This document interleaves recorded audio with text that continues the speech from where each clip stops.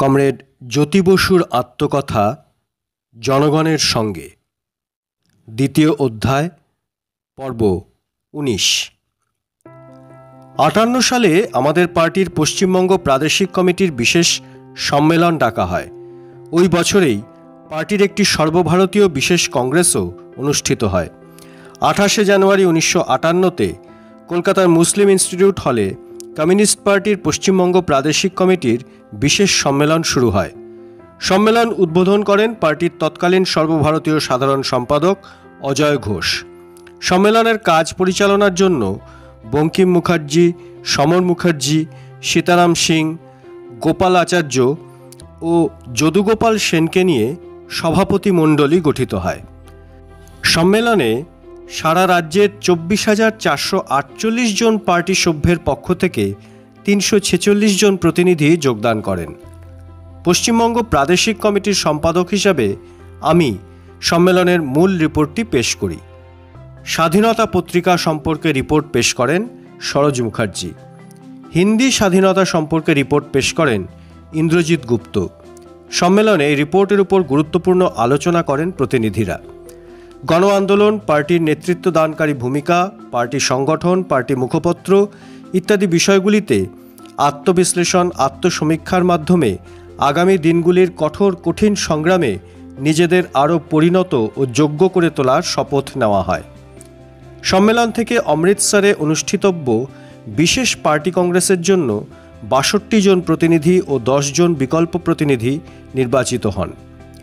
অমৃতসরের বিশেষ পার্টি কংগ্রেস সম্বন্ধে পরে বলছি, তার আগে আসি অন্য দু একটা কথায়। ভিয়েতনামের জনগণের মহান নেতা হো চি মিন এই সময় ভারত সফরে আসেন। সাম্রাজ্যবাদের বিরুদ্ধে অকুতোভয় যোদ্ধা, দেশের জনগণের মুক্তির জন্য উৎসর্গীকৃত বিপ্লবী, মার্ক্সবাদ লেনিনবাদ নির্দেশিত পথের অন্যতম দিশারি হো চি মিনের ভারত সফর উপলক্ষে বিশেষত কলকাতায় দারুণ উদ্দীপনার সৃষ্টি হয়। ভিয়েতনামের মুক্তি সংগ্রামের প্রতি সহমর্মিতা জ্ঞাপনে কলকাতা তথা পশ্চিমবঙ্গের ভূমিকা ছিল এক উজ্জ্বল ইতিহাস। বাংলার মানুষের গভীর আন্তর্জাতিকতা বোধ, বাংলার মানুষের সংগ্রামী চৈতন্য সেদিন ভিয়েতনামের সাম্রাজ্যবাদ বিরোধী ও সর্বশোষণ মুক্তির মৃত্যুঞ্জয়ী সংগ্রামকে উজ্জীবিত করেছিল এবং ভাষা পেয়েছিল কলকাতার দেওয়ালে দেওয়ালে। রাজ্যের মানুষের কণ্ঠে কণ্ঠে উচ্চারিত সেই স্লোগানে, তোমার নাম আমার নাম, ভিয়েতনাম ভিয়েতনাম। সেই বাংলায় আসছেন কমরেড হো চি মিন। আমাদের পার্টি সিদ্ধান্ত গ্রহণ করল এই ঘটনাকে যথোচিত মর্যাদা প্রদান করতে হবে। পার্টির পশ্চিমবঙ্গ প্রাদেশিক কমিটির পক্ষ থেকে এক বিবৃতিতে বলা হলো, সাম্রাজ্যবাদ বিরোধী সংগ্রামের বীর সেনাপতি, এশিয়ার স্বাধীনতা অর্জনের ও বিশ্ব শান্তি স্থাপনের নিরলস কর্মবীর হো চি মিন আজ স্বাধীন ভারতের মহান অতিথি। তার প্রতি যথাযোগ্য সম্মান প্রদর্শন করা কলকাতা ও পশ্চিমবঙ্গের অধিবাসী এবং রাজ্য সরকারের কর্তব্য। এই দায়িত্ব উদ্দীপনার সাথে পালনের জন্য এই মুহূর্ত থেকে আমাদের প্রস্তুতি চালাতে হবে। বিপিটিইউসি সহ অন্যান্য সংগঠনও হো চি মিনকে উষ্ণ সংবর্ধনা জ্ঞাপনের জন্য জনগণের কাছে আহ্বান জানালো। ১২ ফেব্রুয়ারি ১৯৫৮-তে কলকাতায় পদার্পণ করলেন হো চি মিন। বিমানবন্দরে তাকে স্বাগত জানালেন অন্যান্যদের সাথে বিধানসভার বিরোধী দলের সহকারী নেতা বঙ্কিম মুখার্জি। ১৯৪৭ সালে কলকাতায় ভিয়েতনাম দিবসে আহত ও গ্রেপ্তার হওয়া আমাদের পার্টির এক কর্মী কমরেড রণমিত্র সেনের সাথে দেখা করতে হো চি মিন স্বাধীনতা পত্রিকার দপ্তরেও আসেন।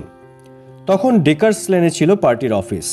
যাই হোক, বাংলার মানুষ বিপুল উৎসাহ ও উদ্দীপনার সাথে হো চি মিনকে স্বাগত জানালেন।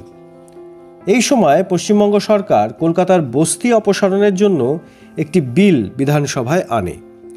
এর ফলে বস্তিবাসীদের মধ্যে ব্যাপক ক্ষোভের সঞ্চার হয়। তারা আশঙ্কা করে যে এর দ্বারা নতুন করে বাস্তুহারা সৃষ্টি হবে।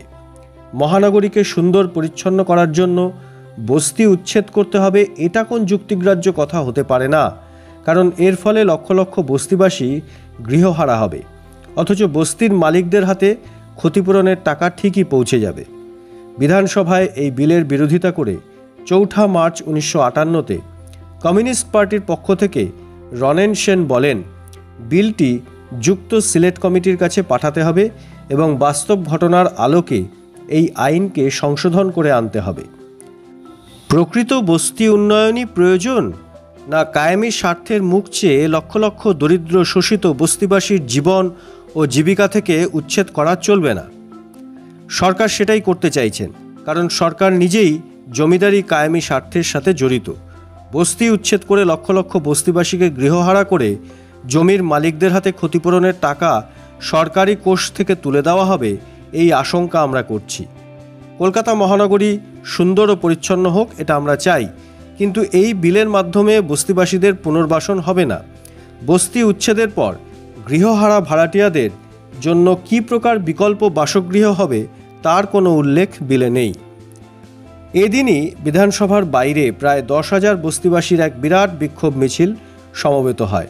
আমি বিধানসভার ভিতরে প্রস্তাব দিই যে মাননীয় স্বায়ত্তশাসন মন্ত্রী ঈশ্বর দাস জালান একবার বাইরে গিয়ে তাদের সাথে দেখা করুন, কারণ ওদের ভীষণ বিক্ষোভ যে এই বিলের মধ্যে বহু ক্লজ আছে যা তাদের স্বার্থবিরোধী, এবং ওদের দুঃখ কষ্টের কথা শোনাবার জন্য ওরা এই অ্যাসেম্বলি হাউসের সামনে এসে অপেক্ষা করছেন। দলে দলে নারী পুরুষ এসেছেন। আমি আশা করি একটু শ্রদ্ধার সঙ্গে তাদের দেখবেন। মুখ্যমন্ত্রীও যদি এখন একটু গিয়ে দেখা করেন তাদের সঙ্গে, তাহলে আরও ভালো হয়। আমার এই প্রস্তাবকে সমর্থন করেন বঙ্কিম মুখার্জি, সুধীর রায়চৌধুরী, হেমন্ত বসু প্রমুখ। কিন্তু মুখ্যমন্ত্রী ডাক্তার রায় হঠাৎ উঠে দাঁড়িয়ে বলেন যে উস্কানি দিয়ে আসা মিছিলকারীদের সাথে দেখা না করলেও চলবে। মুখ্যমন্ত্রীর এই বক্তব্যে সভায় তীব্র ক্ষোভের সৃষ্টি হয়। শেষে ডাক্তার রায় জানান যে তিনি রাইটার্সের পরে বস্তিবাসীদের প্রতিনিধিদের সঙ্গে দেখা করবেন। এই বস্তি বিলের ওপর আমাদের পার্টির পক্ষ থেকে আরও যারা বিধানসভায় বক্তৃতা দিয়েছিলেন তারা হলেন ডাক্তার নারায়ণ রায়, বঙ্কিম মুখার্জি, গণেশ ঘোষ প্রমুখ। ডাক্তার নারায়ণ রায় বস্তি উন্নয়নের জন্য শুধুমাত্র সরকারি উদ্যোগের ওপর নির্ভরশীল না হয়ে বেসরকারি ব্যক্তিগত উন্নয়ন প্রচেষ্টাকেও সম্যক উৎসাহ দানের দাবি করে এক বিকল্প প্রস্তাব পেশ করেন। সামগ্রিকভাবে বস্তি উন্নয়নের জন্য পর্যাপ্ত জল, আলো, শৌচাগার, স্নানাগার প্রভৃতির ব্যবস্থা ও বস্তিবাসীদের অধিকার সম্প্রসারণের দাবি জানান বিরোধী সদস্যরা। এদিকে খাদ্য পরিস্থিতি আবার ভয়াবহ আকার ধারণ করতে থাকে। এবছর ফসল হয়ে ওঠার পরপরই খাদ্য সংকট দেখা দেয়। রাজ্য জুড়ে অনাহার, অর্ধাহার শুরু হয়। বুভুক্ষু মানুষেরা থালা, ঘটি, বাটি বিক্রি করতে শুরু করেন। সরকার কর্তৃক ধান চাল সংগ্রহ করে খাদ্য ভাণ্ডার সৃষ্টি, কেন্দ্র থেকে আরও চাল সরবরাহ, সংশোধিত রেশনিং চালু রাখা ও সম্প্রসারিত করা, বিভিন্ন রিলিফ ব্যবস্থার ব্যাপক প্রয়োগ ইত্যাদির দাবি করা হয়েছিল, কিন্তু সরকার তাতে কর্ণপাত করেনি। এই পরিস্থিতিতে আন্দোলনের পথে অগ্রসর হওয়া ছাড়া আর কোনো উপায় নেই। মার্চ মাসে কলকাতায় একটি রাজ্য স্তরের খাদ্য কনভেনশন আহ্বান করা হয়। প্রাদেশিক কৃষক সভা এই খাদ্য কনভেনশনের আহ্বান করে। রাজ্যের সমস্ত জেলা থেকে আগত 285 জন প্রতিনিধি ও বিভিন্ন দল সংগঠনের প্রায় 70 জন নিমন্ত্রিত ও ভ্রাতৃত্বমূলক প্রতিনিধি অংশগ্রহণ করেন। সভাপতিত্ব করেন ভবানী সেন। কনভেনশনের প্রাদেশিক কৃষক সভার সম্পাদক হরেকৃষ্ণ কোঙার অত্যন্ত গুরুত্বপূর্ণ ও তথ্য সমৃদ্ধ একটি ভাষণ দেন। কনভেনশন থেকে দাবি করা হয় ঘাটতি পূরণের দায়িত্ব কেন্দ্রকে নিতে হবে। সংশোধিত রেশন ব্যবস্থা কলকাতা ও শিল্পাঞ্চলে প্রতি শহরে ও ইউনিয়নে সম্প্রসারিত করতে হবে। মিল উৎপাদনের অধিকাংশ নিয়ে বাজার হতে ন্যায্য মূল্যে ক্রয় করে ও মজুদ খাদ্য জনগণের কমিটির সহযোগিতায় উদ্ধার করে সরকারকে 4 লক্ষ টন চাল আভ্যন্তরীণ সংগ্রহ জোরদার করতে হবে। টেস্ট রিলিফের কাজ এখনই শুরু করতে হবে ইত্যাদি। রাজ্যের বিভিন্ন জায়গায় খাদ্য সমস্যার সমাধানের দাবিতে আবার সভা সমাবেশ শুরু হয়। আমরা প্রাদেশিক কমিটির পক্ষ থেকে সেসব সমাবেশে ভাষণ দিই। শুরু হয় পরবর্তী পর্যায়ের সত্যাগ্রহ, ভুখ মিছিল ইত্যাদি। এই পর্বে বিশেষভাবে উল্লেখ্য 3টি বড় খাদ্য আন্দোলনের কর্মসূচির কথা। 3রা মে 1958-তে কৃষ্ণনগরে 7 সহস্রাধিক নরনারী ভুখ মিছিল করেন। 4 জুন 1958-তে মহিলা আত্মরক্ষা সমিতি সহ 16টি মহিলা সংগঠনের উদ্যোগে এক বিরাট মহিলা মিছিল খাদ্যের দাবিতে বিধানসভা অভিযান করে। 6 জুন 1958-তে মূল্যবৃদ্ধি ও দুর্ভিক্ষ প্রতিরোধ কমিটির আহ্বানে সুবিশাল মিছিলের বিধানসভা অভিযান ও গণবিক্ষোভ অনুষ্ঠিত হয়। 1958-র মাঝামাঝি সময়ে পশ্চিমবঙ্গ বিধান পরিষদ নির্বাচন অনুষ্ঠিত হয়। কমিউনিস্ট পার্টির প্রার্থী আব্দুল হালিম, স্নেহাংশুকান্ত আচার্য, সৈয়দ সাহেদুল্লাহ, জানকীবল্লভ ভট্টাচার্য এনারা নির্বাচিত হন। এর ফলে বিধান পরিষদে বিরোধী পক্ষের সদস্য সংখ্যা আগের বারের 10 জন থেকে বেড়ে দাঁড়ায় 22 জনে।